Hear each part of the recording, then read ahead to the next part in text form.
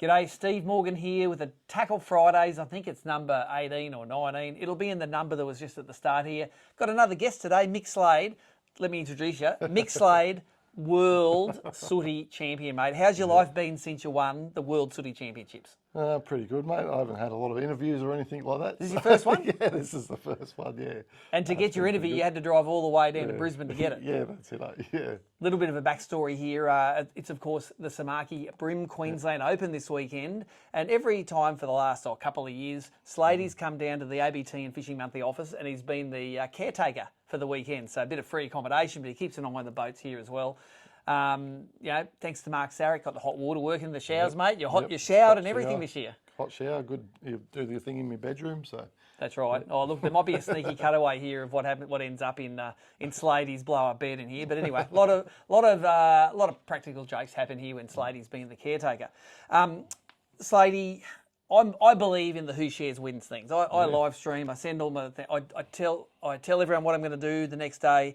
So I took you out for a fish today, mate. I know one day you're going to get me onto a real big sooty, or maybe a big kingy or a barra up in Rocky. Yeah, it could be anything. But we went for a fish today, mate. And how many fish did we catch?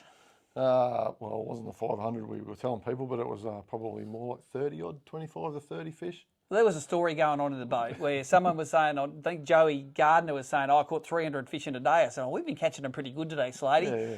Joey caught 300 himself. We probably caught 600. No, make it 500. Yeah. We worked out we caught 500 and then we caught one more before we left. Rounding up, eh? So probably 501 fish on the pre-fish. We had a good day pre-fishing today, and I sort of got you out of your comfort zone, which is just sort of mooching around Ormiston and Cleveland there. A little bit of Peel Island you were doing. And I thought we might just go through, I've rigged up the Samaki rods. Josh did the ABT live the other night. He gave me the 4 Samaki BREM rods. They're the Zing Gen 3s that they've developed. And this has basically got the techniques that we were using today on them, Slady. So I want you to validate that what I'm saying on Tackle Fridays isn't BS, because we were out there doing it today. And what did you catch your first BREM on today? On a stick minnow? First one on a sticky? Yeah, it was the first time I threw a stick minnow, and I caught a handful of fish on the stick minnow. We caught some on crankbait. Was it the first time you caught one on a crank on a boat? Oh, no, it was the first time I've ever fished a boat holes, yeah. So, there you go. First for everything. Yeah, so we caught a few on the cranks and crabs. I've caught them on crabs before, but yeah, it's the first time I've fished boat holes with the crabs. And you had your own little secret lure, which is like a little prawn lure with little stingers. And Slady you've been working on that for like 2 years, and you lost it. Yeah, Dewey. I think Dewey off with it. Yeah, it was BREM of the day if it wasn't anyway. It was, and as Slady said, it was my good going out lure. Yeah, it was my good going out lure. It's like your good going out buggers, mate. You know? Yeah, that's it. You got to wear your good ones to Tackle Fridays. I'm gonna have to go back to me crab now. Back to your crab. Anyway. I thought what we'd do, I'll run through the 4 rods that Josh left here. We talked about them on the ABT Live, and maybe it's something we can do today on Tackle Fridays. That's what I'm going to do last in the show today. A couple of shout-outs first. First, ABT member retailer Sporties. Tony and the guys at Sporties are having their big car park sale this weekend. I'm going to go and download their thing off the internet and place it here so you can see it in the cutaways. Plenty of awesome deals down there. So if you're watching the Queensland Open and you're getting such a hankering for fishing that you can't fix on the water, go down to Sporties and Tony will have some stuff there that I guarantee you're going to like. So thank you for being an ABT member retailer. Sporties, I know we're not doing a Gold Coast event this year, but he's still a sponsor, so go down and if you want to pick up some good gear that Tony puts together in his car park sale, go and do it. The other cool little bit of tackle I got this week was this. This is the set of Rapala pincers or pincet. No, it's an RCD mini split ring tool. Might be an OCD mini split ring tool, but I actually haven't used this yet. I threw Slady a whole thing of split rings and trebles to build on stick minnows. Slady, how do they go? These were very good. Once you had your magnifying glasses on. Yes, definitely get some magnifying glasses if you're over 40, I'd suggest, because everything's very tiny. But and you knocked about half a dozen. Oh, these were really good, yeah. They were fantastic. I find my normal split ring pliers for BREM size split rings and trebles are sometimes a little bit big. You don't want to damage them as they go on, because if they get that little gap in them, you may end up having the line fall out of them. That may have happened to someone today. I did lose one lure with that happening. So the little Rapala ones were great. The guys at Rapala. We were looking for a set yesterday and Matt Osley threw us those. So if you've got a Rapala stockist and you want some of those little baby ones, away you go. So I'm going to start off with, these are the rods I've sort of got rigged up for the Open tomorrow. I'm going to start off with the crab rod, and Slady, crabs are pretty good as there was a lot of current and that run out tide on maybe some of the deeper boats and some of the deeper structure that we were fishing. tell the guys on Tackle Fridays how you got to fish a crab. Well, you chuck the crab out at the boat as close as you can to the boat, and then wind it in with a fish on it. That's it. That's how it goes. But I noticed today you were using the little cockle-coloured crab or a spotted-coloured crab. I think it brown crab. I think it was. Was it brown? No, it was more orange. It was a spotted. I think the one you had. Yeah, right.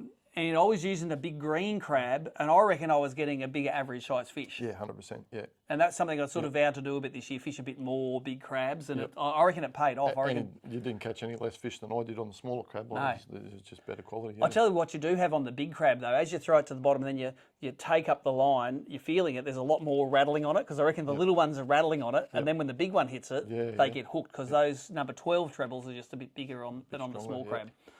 So big crab experiment is going pretty well. I've got this on the Zing. Now I should have worn my glasses for this, but this one here is on the 7.6. I think this is the one Josh called his flats rod. But the longest rod I found I use for the crabs. Again, I want to keep those hooks in. I would often use this with straight for the fluorocarbon. Thing is, I had this one rigged up from the Open, so I just pulled it straight off and put it on. I will probably swap that to straight through 3 or 4 pound tonight before we get sorted for the Open. So that one there, caught plenty of fish on. That was awesome.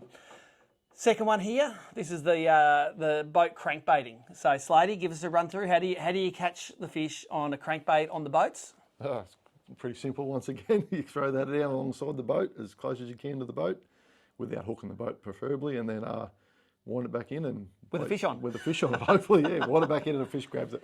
That's one here. I'm pretty sure you're doing a lot of jerky stuff too today. Yeah, it was a real sort of slow. So we did have a couple of different baits on today. You were using a deeper diver, and you caught a few good fish on the deeper diver, but our theory was that the deeper diver actually goes underneath the fish too deep, whereas this one here with that sort of jerky retrieve only goes that 1 to 2 feet. That's one of the zip baits Campson Juniors that Frogley's Offshore do now. And I reckon it was probably catching 2 or 3 times as many fish. The shallow diver, the narrow lure. So I think for Slade, he mightn't have any of those Campsons, but I think an SX40 or something like that. I think the deeper diver one worked a bit better on the shallower boat, so it was actually picking the fish off the bottom. Off the bottom, yeah. That's right. And we saw in the live, it went about 8 foot deep. That was a lucky craft. It was a lucky craft, clutch deep runner, yeah. So there you go. That's fished on straight through 3 pound there. That one there is the Zing. What size is that one? That's the 7 foot. 701 SL EF. Don't know what EF means. Extra fast. That's what it does. So yeah, so good for the little twitchy retrieves. Caught plenty of fish on that one today. We caught fish on all of the on Samaki rods today. Third one. This played probably the least today, and that's the traditional deep crankbait. It could be an atomic. It could be a Rapala Fat Jack that you use to crankbait the shallow rocky islands of Moreton Bay. Now, I suppose one thing I didn't say is when we went pre-fishing today, we went in southern Moreton Bay. We didn't go down the Gold Coast. The Open is 1 day in the Bay, which is Sunday, 1 day in the Gold Coast, which is tomorrow. So this is the one that probably caught the least amount of work. I think I only caught 1 fish on the crankbait today. But when those fish are nudging up into the shallows, that is the gun lure. That's the Atomic GGB crank. Got it on straight through. I'm pretty sure this is 3 pounds straight through here. And again, crankbait rod. This is on the 7'4", 3 to 8 pound 742 SL MF, medium fast, 7'4" spin. So again, worked well with that rod. Would it end up there by the end? I don't know. I might juggle some of the ones around. This was the first day of using those the Zing Gen 3s. Got to give them back to Josh at the end, by the way. They're not freebies, they're loaners.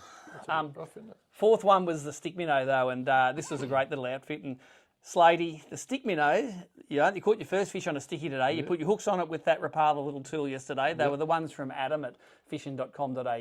I noticed you'd bought some. You had a little bag, but you were too tight to buy them with hooks on them. Yeah, that's right.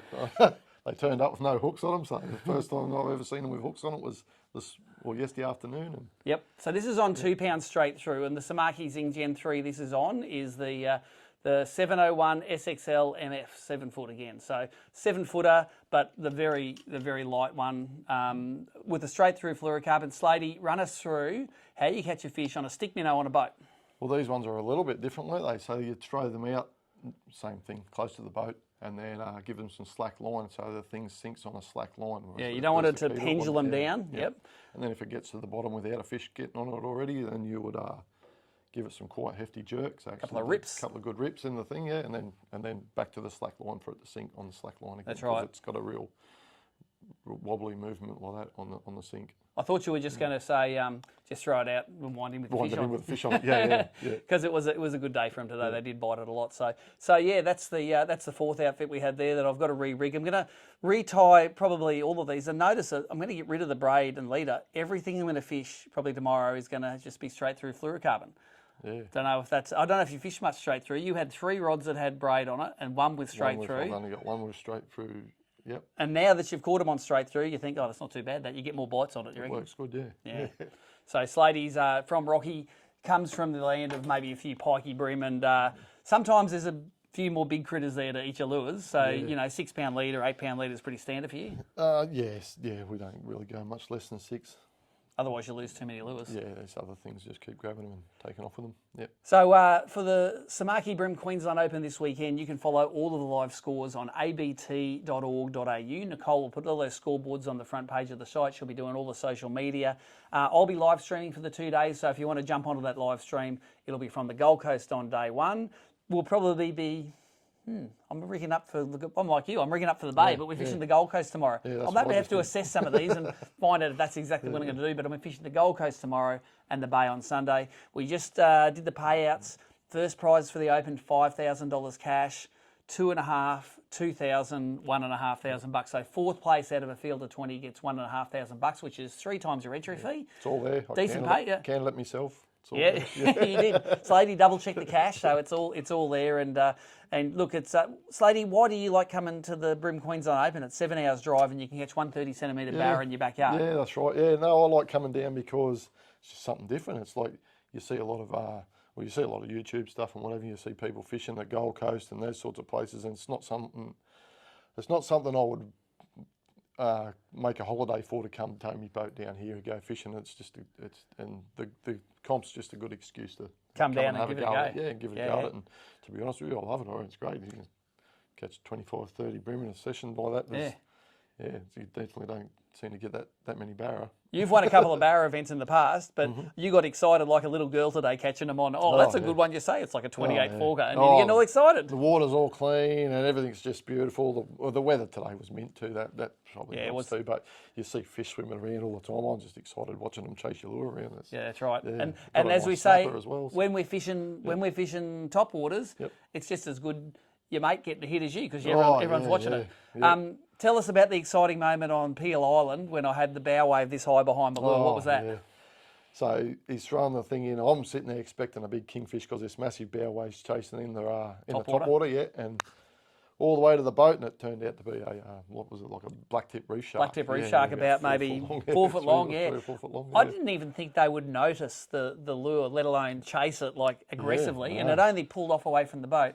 Given the fact that our last fishing trip together was in the Brizzy River, and we were putting plastics on the nose of bull sharks, and as soon as it got near their nose, they'd spook. Yeah, they wouldn't have it's like that one on the reef wasn't spooky. No, he was chasing it down like the barras in the dams chasing frogs. He was bear waving like that, wasn't he? So exciting. So it looks like it's going to be a good day for the Open. The weather forecast has been updated. It was going to rain for 2 whole days. Now it's only going to rain for 1 day, and it's going to be fine on Sunday. So enjoy the coverage. It's on abt.org.au.